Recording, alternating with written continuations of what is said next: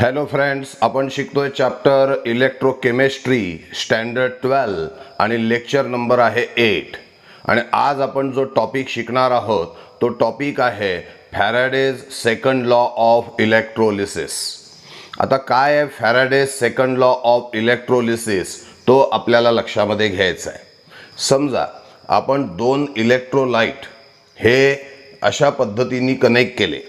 एका बीकरमध्ये घेतला आपण ZnSO4, दुसऱ्या बीकरमध्ये घेतला आपण CuSO4 आणि हे जे दोन इलेक्ट्रोलाइटिक सोल्यूशन आहेत they are connected one after another. That is they are connected in series. One after another म्हणजेच काय, they are connected in series so that same amount of electricity will pass through them. दोन्हीही electrolytic सोल्यूशनमधून सारखी electricity pass होणार आहे, म्हणजे सारखा electric current सारख्या वेळाकरता pass होणार आहे. काय सांगतोय लक्ष द्या. दोन इलेक्ट्रोलाइटिक सोल्यूशन आपण वन आफ्टर अनदर कनेक्ट केलेले आहे, म्हणजेच दोन इलेक्ट्रोलाइटिक सोल्यूशन आपण सिरीज कॉम्बिनेशनमध्ये कनेक्ट केलेले आहे. त्यामुळे दोन्हीही इलेक्ट्रोलाइटिक सोल्यूशनमधून सारखी इलेक्ट्रिसिटी पास होणार आहे, म्हणजे सारखा इलेक्ट्रिक करंट सारख्या वेळाकरता पास होणार आहे. अशा परिस्थितीमध्ये amount of substance deposited or liberated at any electrode is directly proportional to its equivalent weight. म्हणजे काय, या ठिकाणी डिपॉझिट झालेला जो झिंक आहे तो डिपॉझिट झालेला झिंक म्हणजे amount of zinc deposited is directly proportional to equivalent weight of zinc. तसंच amount of copper deposited here is directly proportional to its equivalent weight. म्हणजे या दोन्हीही मधून जरी सारखी इलेक्ट्रिसिटी पास केलेली असली तरी सुद्धा या ठिकाणी डिपॉझिट झालेला जो सबस्टन्स आहे तो कोणाशी डायरेक्टली प्रपोर्शनल असतो, तर त्यांच्या इक्विवलेंट वेटशी डायरेक्टली प्रपोर्शनल असतो. या झिंक आणि कॉपरमध्ये ज्याचं इक्विवलेंट वेट जास्त असेल त्याचा सबस्टन्स जास्त डिपॉझिट झाल्याचं आपल्याला दिसून येईल.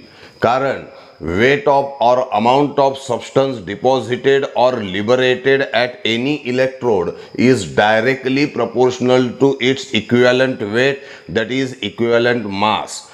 Greater is the equivalent weight, greater will be the amount of substance deposited. तर लॉ काय आहे बघा. लॉ आहे when same amount of electricity is passed through different electrolyte connected in series. ज्या वेळेला दोन इलेक्ट्रोलाइटिक सोल्यूशन आपण वन आफ्टर अनदर लावलेले आहेत, म्हणजे सिरीज कॉम्बिनेशनमध्ये लावलेले आहेत, म्हणजे सारखी इलेक्ट्रिसिटी दोघांमधूनही पास होत असेल तर W is directly proportional to E. W म्हणजेच काय, amount of substance deposited or liberated that is oxidize or reduce at any electrode. And what is E, that is equivalent weight of a substance. मग पूर्ण law काय झाला, when same amount of electricity is pass through different electrolyte which are connected in series, then amount of substance deposited or liberated at any electrode is directly proportional to their equivalent mass. This is Faraday's second law. आता याचं mathematical expression आपल्याला तयार करायचं आहे. कसं तयार करता येईल बघा. समजा आपण या ठिकाणी आता ZnSO4 आणि CuSO4च्या ऐवजी दुसरे इलेक्ट्रोलाइट्स आहे असं गृहीत धरू. या ठिकाणी this is electrolytic solution of A and this is electrolytic solution of B. हे आहे इलेक्ट्रोलाइटिक सोल्यूशन ज्यामध्ये A आहे, हे आहे इलेक्ट्रोलाइटिक सोल्यूशन ज्यामध्ये B आहे. ठीक आहे की नाही. मग आता इथे जो सबस्टन्स डिपॉझिट होईल तो समजा A डिपॉझिट झाला आणि इथे झाला B डिपॉझिट झालेला आहे. म्हणजे असं म्हणता येईल की हा A2SO4चं इलेक्ट्रोलाइटिक सोल्यूशन आहे आणि हे B2SO4चं इलेक्ट्रोलाइटिक सोल्यूशन आहे आणि त्यामधून A आणि B या ठिकाणी डिपॉझिट झालेले आहेत. काय वाक्यरचना येईल बघा.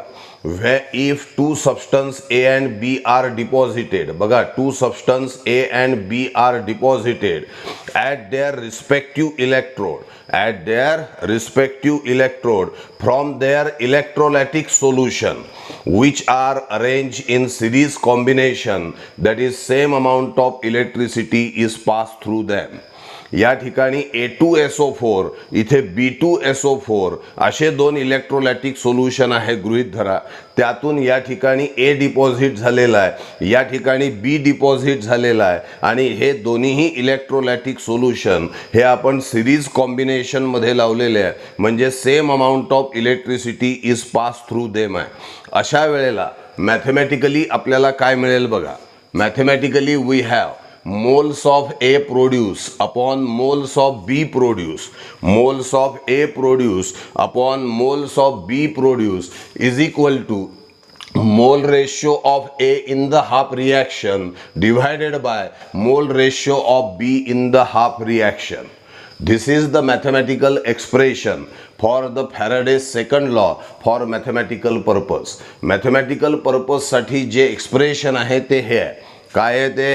Moles of A produce upon moles of B produce is equal to mole ratio of A in the half reaction upon mole ratio of B in the half reaction. आता moles, number of moles कसे काढतात? तर मास upon molar मास, बरोबर आहे. म्हणजेच moles of ए म्हणजेच काय असेल? Mass of A upon molar mass of A. Moles of B म्हणजेच काय? Mass of B upon molar mass of B. WA is the mass of A produce here and MA is the molar mass of the A.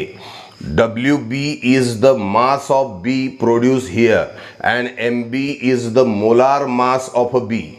W चा अर्थ आहे मास आणि M चा अर्थ आहे molar mass.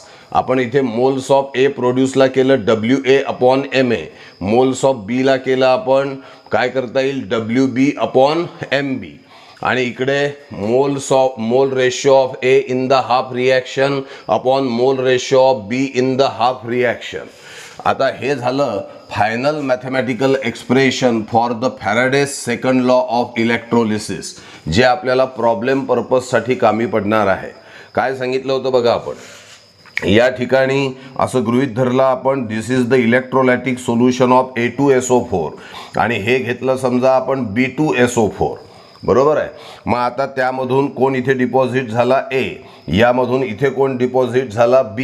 आणि हे दोन इलेक्ट्रोलायटिक सोल्युशन आपण वन आफ्टर अनदर म्हणजे सिरीज कॉम्बिनेशन मध्ये लावले आहे, म्हणजे यामधून same amount of electricity pass होते. अशा वेळेला moles of A produce upon moles of B produce is equal to mole ratio of A in the half reaction upon mole ratio of B in the half reaction. Moles म्हणजेच काय? Number of moles is equals to, number of मोल्सचा formula काय घेतो आपण? Mass upon molar mass, mass upon molar mass. मग आता moles of A आहे तर mass of A upon molar mass of A. Moles of B आहे तर mass of B upon molar mass of B is equal to mole ratio of A in the half reaction divided by mole ratio of B in the half reaction. अजून एक mathematical equation Faraday's second law मध्ये घेतलं जातं ते आहे WA upon WB is equal to EA upon EB. म्हणजेच the ratio of mass of A produce to the mass of B produce is equal to ratio of equivalent mass of A and equivalent mass of B. WA is the mass of A produced, WB is the mass of B produced. EA and EB are the equivalent masses of A and B. इथे आपल्याला तीन expression mathematically लक्षामध्ये घ्यायचे. पहिलं जे expression आपल्याला मिळतं ते हे आहे की amount of substance deposited or liberated is directly proportional to the equivalent mass of that substance. पहिलं मॅथमॅटिकल एक्सप्रेशन. दुसरं जे मिळतं ते हे आहे जे आपल्याला प्रॉब्लेम पर्पजसाठी वापरायचं आहे. WA upon MA upon WB upon MB is equal to mole ratio of A in the half reaction upon mole ratio of B in the half reaction. इथे WA म्हणजे mass of A produce, WB म्हणजे mass of B produce, MA आणि MB are the molar masses of A and B. त्यानंतर तिसरं जे घेतलं WA upon WB is equal to EA upon EB. यामध्ये WA आणि WB म्हणजे कोण आहे तर मास ऑफ A प्रोड्यूस आणि मास ऑफ B प्रोड्यूस. तर EA आणि EB कोण आहे तर equivalent masses of A and B. ठीक आहे की नाही. आता याच्यावर आधारित एक प्रॉब्लेम आपल्याला सोडवायचा आहे, म्हणजे तुम्हाला फॅराडेज सेकंड लॉ हा व्यवस्थित लक्षामध्ये येईल. काय प्रॉब्लेम आहे बघा. One cell containing aqueous AgNO3 solution. समजा आपण या ठिकाणी हे जे सोल्युशन आहे असं गृहीत धरू की हे AgNO3चं सोल्युशन आहे आणि या ठिकाणी जो डिपॉझिट झालेला आहे तो Ag आहे आणि दुसरीकडे या ठिकाणी आहे ZnSO4चं सोल्युशन आणि इथे डिपॉझिट झालेला आहे Zn. One cell containing aqueous silver nitrate while another cell containing aqueous ZnSO4 and they are connected in series.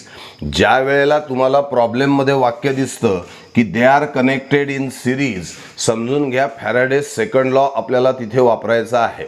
मग पुढे काय म्हणतात आहे, वेट ऑफ Ag डिपॉझिटेड. हा जो Ag डिपॉझिट झालेला आहे हा किती आहे तर हा आहे 1.55 ग्रॅम आणि वेट ऑफ झिंक प्रोड्यूस तुम्हाला विचारलं आहे आणि Ag आणि Zn या दोघांचं मोलार मास आपल्याला दिलेलं आहे. मोलार मास ऑफ Zn आहे 65.4 तर Agचा आहे 107.9. आता गोष्ट लक्ष द्या, सिल्वर नायट्रेट ZnSO4 हे सिरीजमध्ये लावलेत.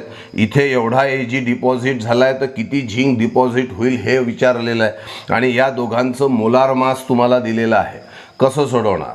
सिल्वर नायट्रेट सोल्युशनमध्ये या ठिकाणी जेव्हा Ag डिपॉझिट होतो तेव्हा तो कसा होईल, हा जो यातला Ag प्लस आहे हा इकडे मायग्रेट होतो आणि या ठिकाणी तो इलेक्ट्रॉनला ॲक्सेप्ट करतो. Ag plus plus 1 electron gives Ag. This is the reaction which takes place at cathode. या ठिकाणी होणारी रिॲक्शन काय आहे, Ag plus plus 1 electron gives Ag. मग आता या Agचा मोल रेशो आपल्याला काढायचा आहे. Mole ratio of A produce is equal to moles of Ag produce upon moles of electron required in this half reaction. या हाफ रिॲक्शनमध्ये मोल्स ऑफ Ag प्रोड्यूस किती आहे 1 आणि मोल्स ऑफ इलेक्ट्रॉन रिक्वायर्ड सुद्धा किती आहे 1. त्यामुळे मोल रेशो आपल्याला येईल 1/1 म्हणजेच 1. मोल रेशो कसा काढायचा हे आपण फॅराडेज फर्स्ट लॉच्या वेळेला सुद्धा बघितलेलं आहे. आता दुसरा हाफ सेल आहे ZnSO4.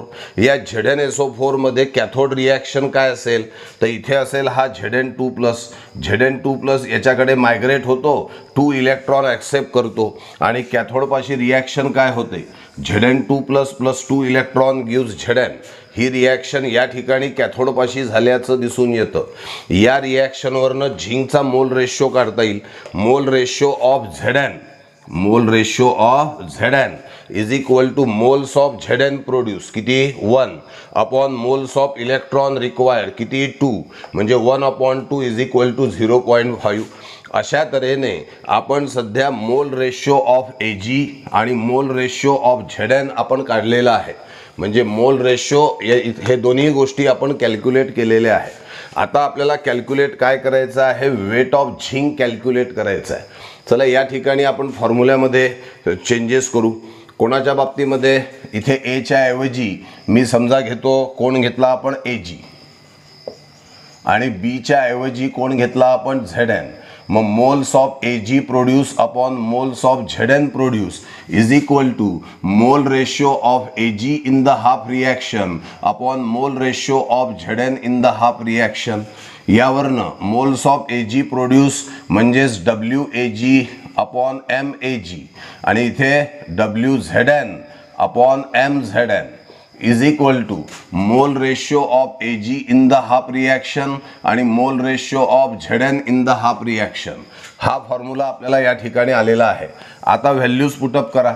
WAg किती आहे, WAg 1.55 divided by MAg molar mass of Ag किती आहे 107.9 divided by WZn weight of zinc आपल्याला काढायचं आहे WZn upon molar mass of Zn किती आहे 65.4 आहे इज इक्वल्स टू काय आहे मोल ratio of Ag in the half reaction किती आहे मोल ratio of Ag in the half reaction 1 आहे आणि मोल ratio of Zn in the half reaction किती आहे 0.5.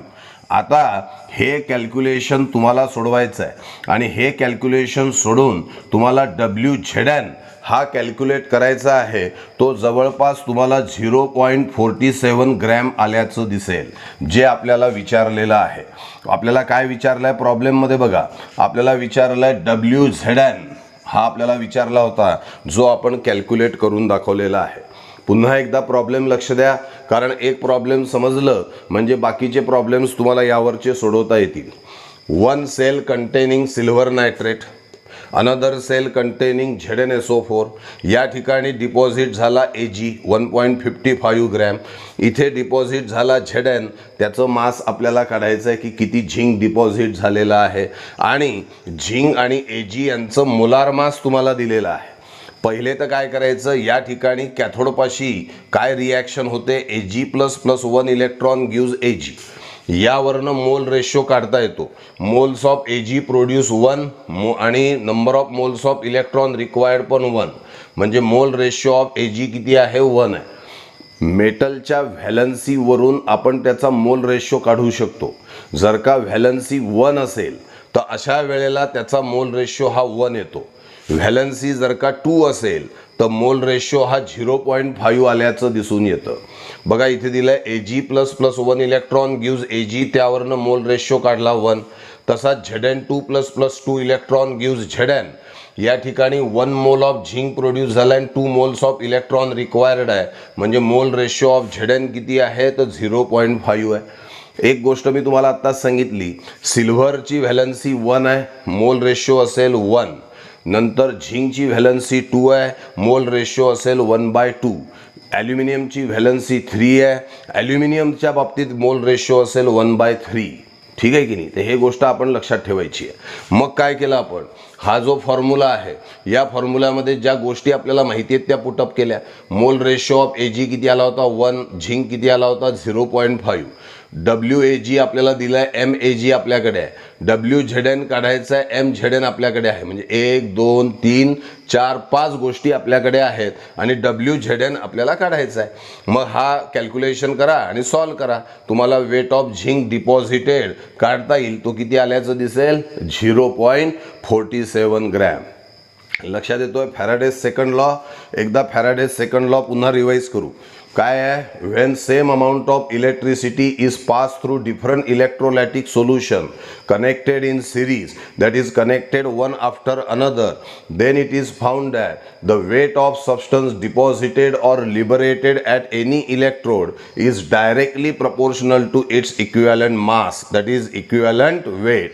This is Faraday's second law. आणि 3 मॅथमॅटिकल इक्वेशन डोक्यात ठेवा. W directly proportional to E पहिलं, दुसरं हे आणि तिसरं हे. याचा सुद्धा उपयोग काही वेळेला प्रॉब्लेम्समध्ये करावा लागू शकतो. समजताय हे. आता फॅराडेज फर्स्ट लॉ आणि फॅराडेज सेकंड लॉ या दोघांचं कॉम्बिनेशन करून एक नवीन फॉर्म्युला आपण तयार करू. फॅराडेज फर्स्ट लॉ आपण बघितला होता की amount of substance deposited or liberated at any electrode is directly proportional to electricity pass through it. That is W is directly proportional to Q. Q म्हणजे electric charge. But we know that Q is equals to IT. Therefore, we have W directly proportional to IT. This is Faraday's first law. आत्ताच आपण Faraday's second law घेतला W directly proportional to E. This is Faraday's second law. या दोघांचं combination करून equation मिळालं W directly proportional to EIT. Directly प्रपोर्शनलला equal to मध्ये convert करायचं असेल तर मल्टिप्लाय बाय सम कॉन्स्टंट. या ठिकाणी तो कॉन्स्टंट आहे 1/f where f is the Faraday's constant and its value is 96500 coulomb. मग काय झालं W is equal to 1/f EIT. म्हणजेच लिहिण्यासाठी rearrangement W is equals to E/f into IT. हा एक फॉर्म्युला आपल्याला या ठिकाणी मिळालेला आहे. अजून एक मुद्दा लक्षात घ्या. 1 Faraday can deposit 1 gram atom of monovalent metal. आता समजा 1 Faraday इलेक्ट्रिसिटी आपण पास केली तर किती मोनोव्हॅलंट मेटल डिपॉझिट होईल तर 1 gram atom of monovalent metal deposit होईल. 1 gram atom of monovalent metal म्हणजेच काय, तर त्याच्या ॲटॉमिक वेट एवढे ग्रॅम एवढाच त्या ठिकाणी मेटल मोनोव्हॅलंट मेटल हा डिपॉझिट झाल्याचं दिसेल. फॉर एक्झाम्पल सिल्व्हर हा मोनोव्हॅलंट मेटल आहे. मग 1 फॅरेडे इलेक्ट्रिसिटी जर का पास केली तर अशा वेळेला 1 ग्रॅम ॲटम ऑफ सिल्व्हर तिथे डिपॉझिट होईल. म्हणजे सिल्व्हरच्या ॲटॉमिक वेट एवढे ग्रॅम त्या ठिकाणी इलेक्ट्रोडपाशी डिपॉझिट झाल्याचं आपल्याला दिसून येईल. तेच जर का आपण डायव्हॅलंट मेटलचा विचार केला तर काय असेल, उदाहरणार्थ Zn2+ झिंक हा डायव्हॅलंट मेटल आहे. मग 1 फॅरेडे इलेक्ट्रिसिटी जर का आपण पास केली तर 1/2 gram atom of divalent metal म्हणजे झिंक तिथे डिपॉझिट झाल्याचं दिसेल. म्हणजे जेवढं ॲटॉमिक वेट झिंकचं असेल डिव्हायडेड बाय 2 एवढा झिंक त्या ठिकाणी डिपॉझिट होईल जर का 1 फॅरेडे इलेक्ट्रिसिटी पास केली तर. आणि ट्रायव्हॅलंट मेटल लाईक ॲल्युमिनियमच्या बाबतीमध्ये कसं होईल, जर का 1 फॅरेडे इलेक्ट्रिसिटी पास केली तर 1/3 gram atom of trivalent metal like aluminium तिथे डिपॉझिट होईल. म्हणजे जेवढं ॲल्युमिनियमचं ॲटॉमिक वेट आहे त्याला डिव्हायडेड बाय 3 करा, एवढा ॲल्युमिनियम डिपॉझिट होईल जर का 1 फॅरेडे इलेक्ट्रिसिटी पास केली तर. म्हणजे 1 Faraday electricity when pass then 1 gram atom of monovalent metal get deposited which is equals to its atomic weight. If 1 Faraday electricity is passed, then 1/2 gram atom of a divalent metal is deposited which is equals to the atomic weight divided by 2. 1 Faraday electricity pass केल्यावर 1/3 gram atom of trivalent metal त्या ठिकाणी deposit होईल equal to atomic weight of trivalent metal divided by 3. हा आपल्याला formula हे जे आहे हे MCQ सोडवण्यासाठी आपल्याला कामी पडू शकतं. 1 Faraday 1 gram atom of monovalent metal, 1/2 gram atom of divalent metal, 1/3 gram atom of trivalent metal. आणि ग्रॅम ॲटम म्हणजेच काय असतं, ॲटॉमिक वेट इन ग्रॅम. एक अजून महत्त्वाचा चार्ट लक्ष द्या. To deposit 1 mole of a ion, समजा 1 मोल ऑफ अ मोनोपॉझिटिव्ह आयनला डिपॉझिट करायचं आहे. Cu+ Ag+ Na+ यांना Cu Ag Na या फॉर्ममध्ये डिपॉझिट करायचं आहे. मग to deposit 1 mole of a monopositive ion, मोनोपॉझिटिव्ह आयनचा 1 मोल डिपॉझिट करायचा आहे. मग मोनोपॉझिटिव्ह आहे ना, मग त्यासाठी इलेक्ट्रिसिटी लागेल 1 फॅरेडे. समजा 1 mole of dye positive ion जर का डिपॉझिट करायचं असेल तर इलेक्ट्रिसिटी लागेल 2 Faraday. 1 mole of try positive ion जर का डिपॉझिट करायचं असेल तर इलेक्ट्रिसिटी लागेल 3 फॅरेडे. म्हणजे जर का तुम्हाला व्हॅलन्सी माहिती असेल की व्हॅलन्सी 1 आहे तर तुम्हाला इलेक्ट्रिसिटी किती लागेल हे लक्षात येतं, 1 फॅरेडे. व्हॅलन्सी 2 आहे तर त्याला डिपॉझिट करण्यासाठी इलेक्ट्रिसिटी 2 फॅरेडे लागेल. व्हॅलन्सी 3 आहे त्याला डिपॉझिट करण्यासाठी व्हॅलन्सी 3 फॅरेडे लागेल. म्हणजे उदाहरणार्थ Fe3+ ला Feच्या फॉर्ममध्ये डिपॉझिट होणार आहे. Fe3+ हा Feच्या फॉर्ममध्ये डिपॉझिट होईल. किती फॅरेडे इलेक्ट्रिसिटी लागेल जर का 1 मोल ऑफ Fe तिथे डिपॉझिट करायचा असेल तर याची व्हॅलन्सी किती आहे, 3 आहे. मग व्हॅलन्सी 3 आहे तर किती फॅरेडे इलेक्ट्रिसिटी लागेल, 3 फॅरेडे. तेच Fe2+ पासून Fe डिपॉझिट करायचा असेल 1 मोल, मग Fe2+ व्हॅलन्सी किती आहे, 2, मग इलेक्ट्रिसिटी किती लागेल, 2 फॅरेडे. असंच Cu2+ पासून Cu डिपॉझिट करायचा असेल 1 मोल तर 2 फॅरेडे लागेल. ते Cu+ पासून 1 मोल Cu डिपॉझिट करायचा असेल तर इलेक्ट्रिसिटी किती लागेल, 1 फॅरेडे. म्हणजे from the valency you can determine how much Faraday electricity will be required to deposit its 1 mole. याच्या उलट पण म्हणता येईल. समजा मी तुम्हाला म्हटलं की एक आयन जो आहे तो डिपॉझिट झालेला आहे, 2 फॅरेडे इलेक्ट्रिसिटी लागली. मग त्या आयनच्या 1 मोलला डिपॉझिट करण्यासाठी 2 फॅरेडे इलेक्ट्रिसिटी लागली. 2 फॅरेडे 1 मोलसाठी, मग 2 फॅरेडे लागली म्हणजे तो डाय पॉझिटिव्ह असला पाहिजे. जर का 1 मोल ऑफ आयनला डिपॉझिट करण्यासाठी 3 फॅरेडे इलेक्ट्रिसिटी लागत असेल तर तो ट्राय पॉझिटिव्ह आयन असला पाहिजे. म्हणजे टू अँड फ्रो आहे. व्हॅलन्सीवरून किती फॅरेडे इलेक्ट्रिसिटी लागेल ते समजेल किंवा किती फॅरेडे इलेक्ट्रिसिटी लागली त्यावरून त्याची व्हॅलन्सी सुद्धा काढता येईल. समजा तुम्हाला आपण म्हटलं 4 ऑप्शन्स दिले की सोडियम, मॅग्नेशियम, ॲल्युमिनियम आणि आयर्न असे 4 ऑप्शन आहे. कोणकोणते सांगितले बघा. एक आहे सोडियम, मॅग्नेशियम, ॲल्युमिनियम आणि आयर्न. हे ऑप्शन आपण दिले ABCD आणि यांचा 1 मोल डिपॉझिट करायचा आहे. किती? 1 मोल. मग मी तुम्हाला सांगितलं 1 फॅरेडे इलेक्ट्रिसिटी लागली, कोण डिपॉझिट झालं असेल.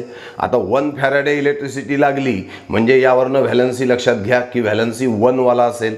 आता यामध्ये मॅग्नेशियमची 2 आहे, ॲल्युमिनियमची 3 आहे, Feची 2 किंवा 3 असू शकते, पण सोडियमची 1 आहे. आता 1 मोलसाठी 1 फॅरेडे इलेक्ट्रिसिटी जर का लागते आहे तर व्हॅलन्सी 1 वाला ऑप्शन आपल्याला सिलेक्ट करावं लागेल आणि त्यामुळे आपण सिलेक्ट कोणतं करणार? Na. जर का त्या ठिकाणी म्हटलं असतं की व्हॅलन्सी 2 लागते आहे तर अशा वेळेला Mg आपण घेणार, तो Fe2+ पण त्याच्यामध्ये येऊ शकतो अर्थात. ठीक आहे की नाही. तर यावरून आपण म्हणू शकतो की नंबर ऑफ फॅरेडे रिक्वायर्ड जर का समजले तर व्हॅलन्सी सांगता येते आणि व्हॅलन्सी माहिती असेल तर नंबर ऑफ फॅरेडे किती लागणार ते पण लक्षामध्ये येतं. तर काय म्हटलंय? To deposit 1 mole of a monopositive ion electricity required is 1 Faraday. To deposit 1 mole of a dipositive ion, electricity required is 2 Faraday. To deposit 1 mole of a tripositive ion, electricity required is 3 Faraday. हा एक अवोगाद्रोचा मुद्दा आपण already 11वी मध्ये शिकतो की 1 मोल म्हणजेच काय? तर molecular weight of that substance in gram. आणि त्या 1 मोलमध्ये त्याचे किती मॉलिक्युल्स, किती पार्टिकल्स असतात? तर 6.022 × 10⁻23, ज्याला अवोगाद्रोज नंबर असं आपण म्हणत असतो. आणि जर का तो गॅस असेल तर ॲट NTP त्याचं व्हॉल्यूम किती असेल? 22.4 dm³ ॲट NTP और STP. म्हणून इक्वेशन काय आलं? 1 मोल म्हणजे मॉलिक्युलर वेट म्हणजे 6.022 × 10⁻23 मॉलिक्युल, म्हणजेच गॅस असेल तर 22.4 dm³ ॲट STP और NTP. आता 1 फॅरेडे इलेक्ट्रिसिटी जर का पास केली तर अशा वेळेला 11.2 dm³ ऑफ हायड्रोजन हा लिबरेट झाल्याचं दिसेल आणि म्हणजेच 1 ग्रॅम ऑफ हायड्रोजन त्या ठिकाणी लिबरेट होईल. तुम्हाला 1 ग्रॅम कसं काय समजलं? मला सांगा. जर का 22.4 असतं तर त्याचं मॉलिक्युलर वेट असतं, हायड्रोजनचं मॉलिक्युलर वेट 2 आहे, पण 11.2च हायड्रोजन त्या ठिकाणी लिबरेट झालेला आहे म्हणजे half of the molecular weight म्हणजे 2/2 म्हणजे किती आलं? 1 ग्रॅम. जर का 1 फॅरेडे इलेक्ट्रिसिटी पास केली तर 11.2 dm³ ऑफ क्लोरीन तिथे लिबरेट होतो म्हणजे त्याच्या मॉलिक्युलर वेटला /2 करा म्हणजेच 71/2 म्हणजे 35.5 ग्रॅम ऑफ क्लोरीन हा तुम्हाला तिथे मिळणार. तेच 1 फॅरेडे पास केल्यावर 11.2 dm³ ऑफ आयोडीन म्हणजे 127 ग्रॅम ऑफ आयोडीन मिळाल्याचं दिसून येतं. हे व्हॉल्यूम लक्षामध्ये ठेवायचे आहेत. ॲट STP आहे की 1 फॅरेडे इलेक्ट्रिसिटी पास केल्यावर 11.2 dm³ ऑफ हायड्रोजन, क्लोरीन आणि आयोडीन आपल्याला मिळतो. 11.2 dm³ ऑफ हायड्रोजन, क्लोरीन आणि आयोडीन हा आपल्याला मिळतो म्हणजेच 1 gram of hydrogen, 35.5 gram of chlorine, 127 gram of iodine. तेच 1 फॅरेडे इलेक्ट्रिसिटी पास केल्यानंतर आपल्याला 5.6 dm³ ऑफ ऑक्सिजन मिळत असतो. आता 22.4 असता तर मॉलिक्युलर वेट, ऑक्सिजनचं मॉलिक्युलर वेट 32 आहे, 32 O2 16 + 16 आणि 5.6च मिळतो आहे. 22.4 dm³ म्हणजे 32 ग्रॅम, तर 5.6 म्हणजे 32/4 म्हणजेच ते येतं 8 ग्रॅम ऑफ ऑक्सिजन. ठीक आहे की नाही. मग 1 फॅरेडे जर का इलेक्ट्रिसिटी पास केली तर किती ऑक्सिजन लिबरेट होईल? 5.6 dm³ ऑफ ऑक्सिजन म्हणजेच 8 ग्रॅम ऑफ ऑक्सिजन लिबरेट झाल्याचं दिसून येईल. काही मुद्दे हे लक्षात ठेवावे लागतील. यावरनं एक मुद्दा लक्ष द्या. 1 फॅरेडे इलेक्ट्रिसिटी पास केल्यावर 11.2 dm³ ऑफ हायड्रोजन, पण ऑक्सिजन मात्र 5.6 dm³ म्हणजे हायड्रोजनच्या अर्धाच ऑक्सिजनचा व्हॉल्यूम त्या ठिकाणी असतो आणि म्हणून तर असं म्हटलं जातं की volume of hydrogen is double than the volume of oxygen liberated during the electrolysis of water. वॉटरचं इलेक्ट्रोलिसिस करताना एकापाशी हायड्रोजन लिबरेट होतो, एकापाशी ऑक्सिजन लिबरेट होतो. दोघांचं व्हॉल्यूम जर का बघितलं तर हायड्रोजनचं व्हॉल्यूम हे ऑक्सिजनच्या व्हॉल्यूमपेक्षा डबल असल्याचं दिसून येतं. ते या ठिकाणी आपल्याला लक्षामध्ये येत आहे. 1 फॅरेडे इलेक्ट्रिसिटी पास केली की 1 gram equivalent of that substance एवढा डिपॉझिट किंवा लिबरेट होत असतो. 1 gram equivalent of that substance म्हणजेच equivalent mass of that substance in gram. आता जर का मेटलचं इक्विव्हॅलंट मास काढायचं असेल तर कसं काढता येईल, तर ॲटॉमिक मास म्हणजेच molecular mass of metal divided by its valency. म्हणजे कॉपरचं इक्विव्हॅलंट वेट काढायचं असेल तर कॉपरचं ॲटॉमिक वेट घ्या डिवायडेड बाय त्याची व्हॅलन्सी करा. जर का ॲल्युमिनियमचं इक्विव्हॅलंट मास काढायचं असेल तर equivalent mass of aluminium is equal to atomic mass of aluminium divided by valency. त्याची व्हॅलन्सी 3 आहे. मग आता सांगत काय होतो आपण, 1 फॅरेडे याची डेफिनेशन आपण प्रिव्हियस लेक्चरमध्ये बघितली आहे. 1 Faraday it is the amount of electricity which can deposit or liberate 1 gram equivalent of that substance. 1 gram equivalent of that substance म्हणजेच equivalent mass of that substance in gram. मग 1 Faraday electricity pass केली तर 9 gram of aluminium म्हणजेच 1 gram equivalent of aluminium. कसं काढलं 1 gram equivalent of aluminium, तर equivalent mass of aluminium is equal to atomic mass of aluminium divided by valency. ॲल्युमिनियमचा atomic mass 27 आहे. मग 27 डिवायडेड बाय इट्स व्हॅलन्सी म्हणजे 9 आल्याचं आपल्याला दिसून येईल. बरोबर आहे की नाही. अशा तऱ्हेने इक्विव्हॅलंट मास हे काढलं जातं. त्या मेटलचा ॲटॉमिक मास असेल तर त्याला व्हॅलन्सीने डिव्हाइड करा, तुम्हाला त्याचं इक्विव्हॅलंट मास आल्याचं दिसून येईल. 1 फॅरेडे म्हणजे 1 ग्रॅम इक्विव्हॅलंट ऑफ ॲल्युमिनियम म्हणजेच 9 gram of aluminium. 1 Faraday electricity pass केली तर 1 ग्रॅम इक्विव्हॅलंट ऑफ कॉपर म्हणजेच 31.75 gram of copper. 1 Faraday electricity pass केली तर 1 ग्रॅम इक्विव्हॅलंट ऑफ सिल्वर म्हणजे 108 जवळपास 108 ग्रॅम ऑफ सिल्वर. कसं काढलं असेल तर ॲटॉमिक मास ऑफ सिल्वर हे जवळपास 108 आहे डिवायडेड बाय इट्स व्हॅलन्सी 1 आहे म्हणजे 108 ग्रॅम. म्हणजे इक्विव्हॅलंट मास ऑफ सिल्वर 108 आहे आणि इक्विव्हॅलंट मास ऑफ सिल्वर 108 आहे म्हणजेच 1 ग्रॅम इक्विव्हॅलंट ऑफ सिल्वर म्हणजे 108 ग्रॅम ऑफ सिल्वर. हे जे काही मुद्दे आपण या ठिकाणी घेतलेले आहेत हे तुम्हाला MCQ सोडवण्यासाठी कामी पडतील आणि त्यामुळे हे तुम्हाला अतिशय व्यवस्थित लक्षात घेणं आवश्यक आहे. तुम्ही MCQचे पुस्तकं बघा, यावरून तुम्हाला किमान 7 ते 8 क्वेश्चन्स हे त्या पुस्तकातले सोडवता येणार आहेत. लक्षात येत आहे. तर all this is about the Faraday's second law and some extra points here. Thank you.